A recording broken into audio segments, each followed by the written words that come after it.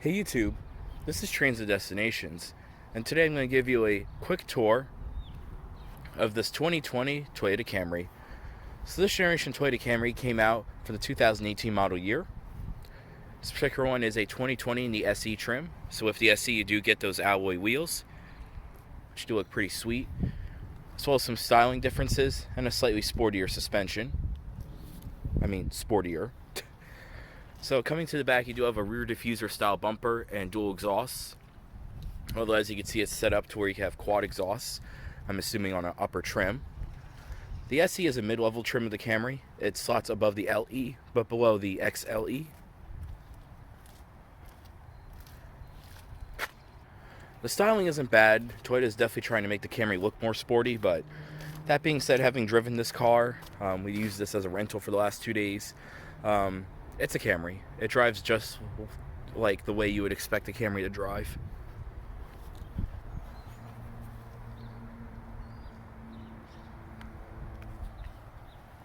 So in that sense, this is a very comfortable car, very predictable to drive, but in terms of sportiness, it's definitely not there.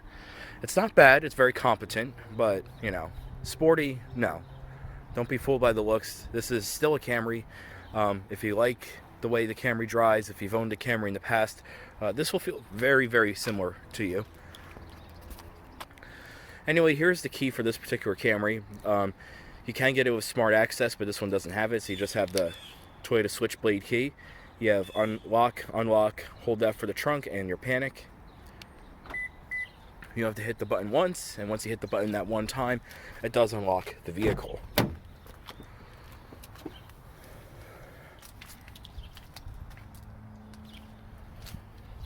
So on the door, you do have a padded upper portion, chrome painted door handle.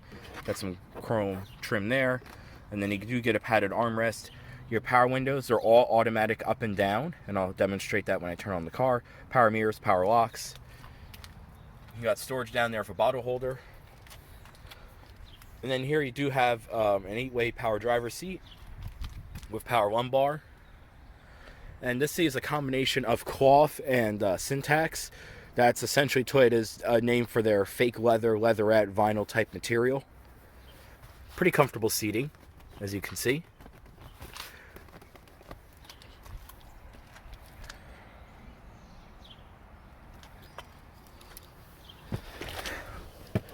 Pretty easy step-in height, as you can see. And once you sit down, you're instantly in a nice, comfortable seat.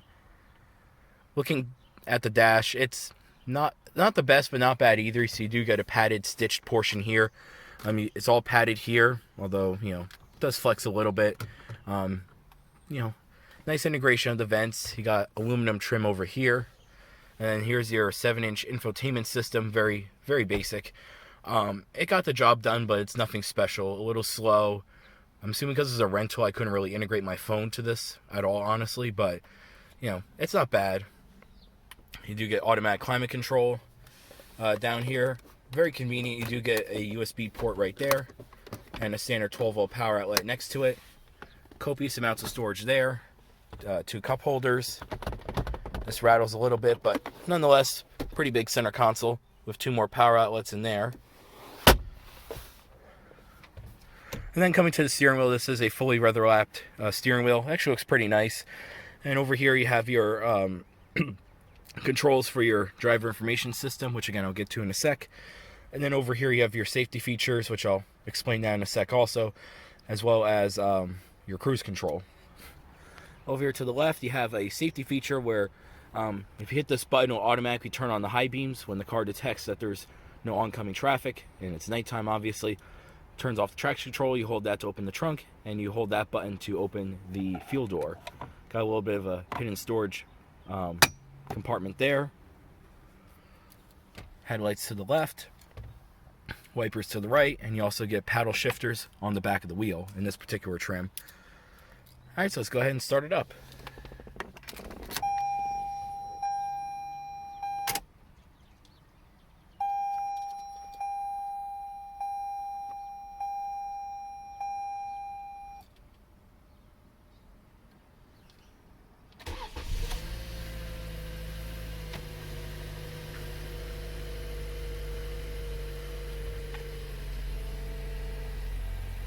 Got that cool little animation there. Very easy steering, very light. You can honestly turn with one finger.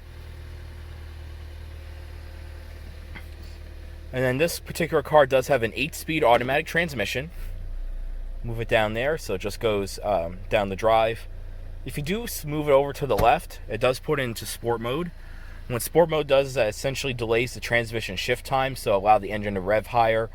And so if you want to get a little more spirited driving, keep it in sport mode. Now, personally driving this car, I do like it better in sport mode because, you know, this transmission is definitely geared for efficiency. So normally it'll try to upshift as quickly as possible, and it feels a little sluggish doing so. But you put it in the sport mode, you know, again, it definitely revs the engine more, so it's not going to be as efficient, but, you know, the transmission feels a bit smoother when you put it in the sport mode. Additionally, if you want to do fully manual shifting, you can move the shifter up and down, or again, you can use the paddle shifters. As you can see, as I'm moving the paddle, it does there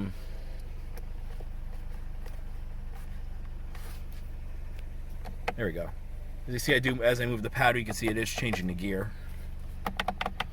It's not the most responsive thing. There's definitely a little bit of a delay using the paddles to shift the gears, so it's not instantaneous like a lot of other cars are. So I wouldn't really use the paddles. They're just there for show, really, but it's there if you want it. Again, over here you do have your automatic climate control.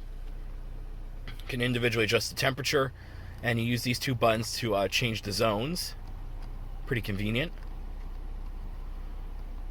Leave it there. Front defrost, rear defrost, recycling, one-touch automatic. And here's your infotainment system.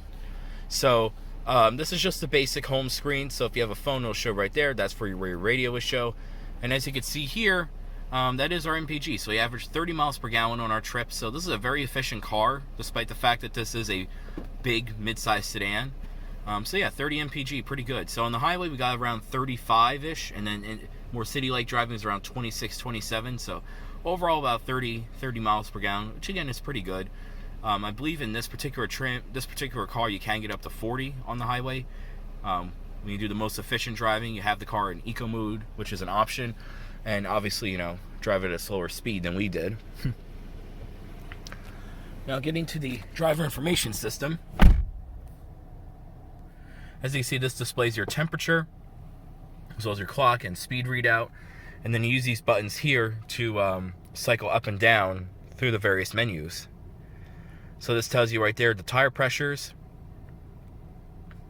then trip computer information, your fuel data, how many miles you have left, and this is more so, I believe, the highway MPG we got. So like I said, we got up to 36 miles per gallon on the highway. Then overall is about 30. This is an eco indicator. Again, back to your miles per hour.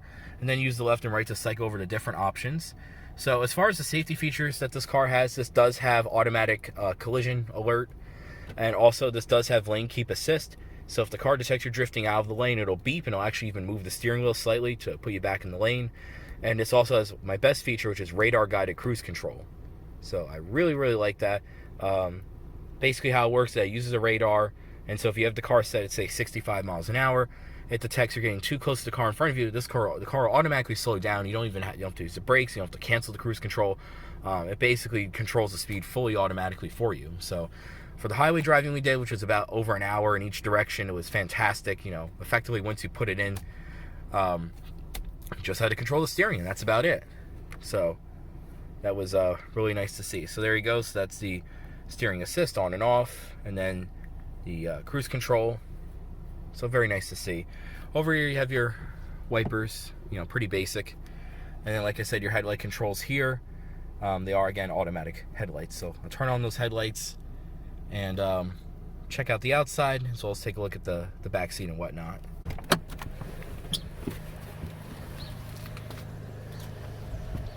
Now, one reason why mid-sized cars are still popular is because of this back seat. As you see, the door opens wide. The materials do carry through slightly. This is actually hard touch plastic, but it's grained nicely. But the armrest is still padded, and you got your bottle holder down there. Now, I don't think this is exactly like class leading rear seat room, but as you can see, getting in is pretty easy. I'm about 5'8" or so, 5'7", 5'8". I got easily over half a foot of leg space, so you can really, really stretch your legs out in this car. Got decent back seat pockets. Headspace is pretty good too. I have probably 2 inches of headspace or so. Unlike some other cars, this car does not necessarily have that sort of swoopy coupe styling. And so because of that, you can actually see out of the back windows and you don't really have to duck your head. The back seats are styled pretty nicely. They're not as soft as the front seats, but they're not bad. And they are sort of dished in a bit, so it holds you in a little better. Headrests are fixed, as you can see. And then here in the middle, this is your armrest to increase the comfort. And you do get 2 cup holders with that.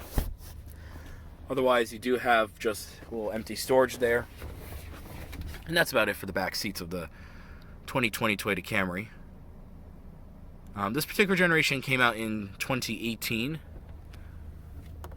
You got your incandescent lighting for the back. Again, LEDs up front. Oh yeah, and one thing I'll demonstrate the windows with this window. So essentially you have 2 adjustments for the power windows. So if you just hold it down a little bit like this, it operates normally, but if you push down all the way, that activates the auto function. So again, same thing with going up. You just lift up a little ways, just moves the window up like that, but you pull it all the way up,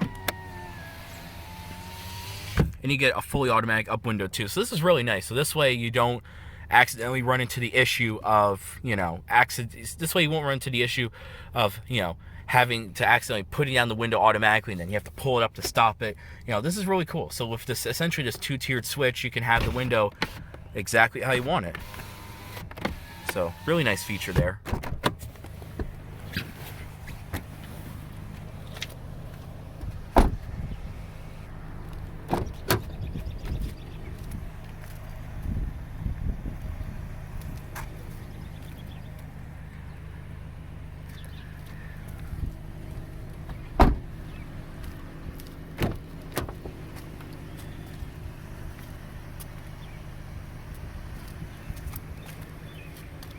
The passenger seat is fully manual, 6-way adjusting, but again, all manual adjustments and no lumbar.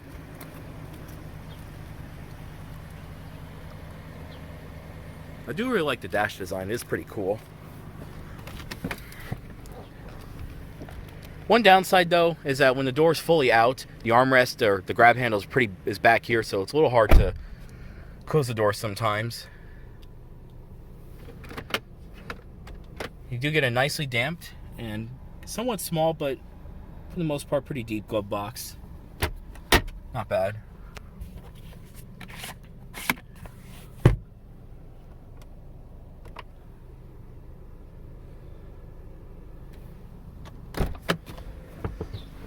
Alright, now let's check out the engine.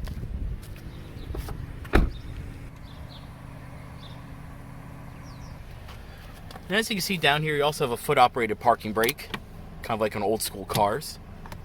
So again, your engine release is there. Also open the fuel door and the trunk. And also, right here, this is how you adjust the panel brightness of your instrument cluster. And that's to reset your trip computer. This particular Camry is the 4-cylinder model. So under the hood, you have a 2.5-liter 4-cylinder engine. It's not a turbo or anything, it's just a basic engine, but it does produce a pretty good 203 horsepower. And when coupled to that 8-speed automatic, that's how you get up to 40 miles per gallon on the highway, as well as a 0 to 60 time for around 8.2 seconds. So not the fastest car, but this certainly gets the job done. It can easily keep up with highway traffic, pass other cars. Perfectly adequate engine. But if you do want more power, you can also get this with a 3.5-liter V6, which produces 301 horsepower. And I believe the Camry is one of the last vehicles to still come with a V6 option rather than a Turbo 4 for more power. So again, this makes 203 horsepower, and the V6 makes 301. As you can see, the hood is held up by 2 struts, so it's very easy to open the hood, and it stays open too, even with some resistance. And then finally, coming back here, you have your fuel right there. And then coming to the trunk, you do have a copious amount of trunk space. So this held all of our luggage quite nicely. Pretty low lift over as well. Then under here, of course, you have your spare tire kit. A little tie down right there on either side. And as you can see, when you do open the trunk from either the vehicle or the key, the trunk does fully open. And also the rear seats do fold down by pulling on these levers here in the trunk, just like the old school Camrys. And you can also see the little integrated spoiler. And then once you do that, folding down the seats is extremely easy. And it obviously increases the cargo space quite nicely. Although unfortunately it's not a flat load floor. Bit of a hump there, but again, decent feature.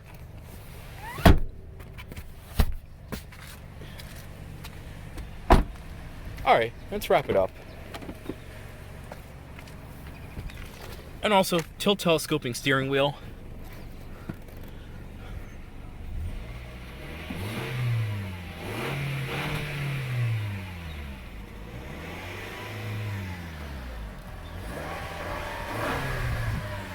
It's not the most refined 4-cylinder, but again, it gets the job done. That's really like what I can say about the Camry. This isn't a particularly outstanding car. It doesn't really succeed in any one area except maybe comfort, but it's just a easy to drive car, very comfortable, has just the basic tech features you want. And so, you know, this is a car that's a decently good all-rounder, pretty much like every previous Camry, just with some better, more sporty-like styling. But, you know, does this drive like a sporty car? No. It's still a Camry. It's still comfortable, pretty lazy driving, but, you know, it's not bad. It's not bad at all. Just a good all-around car.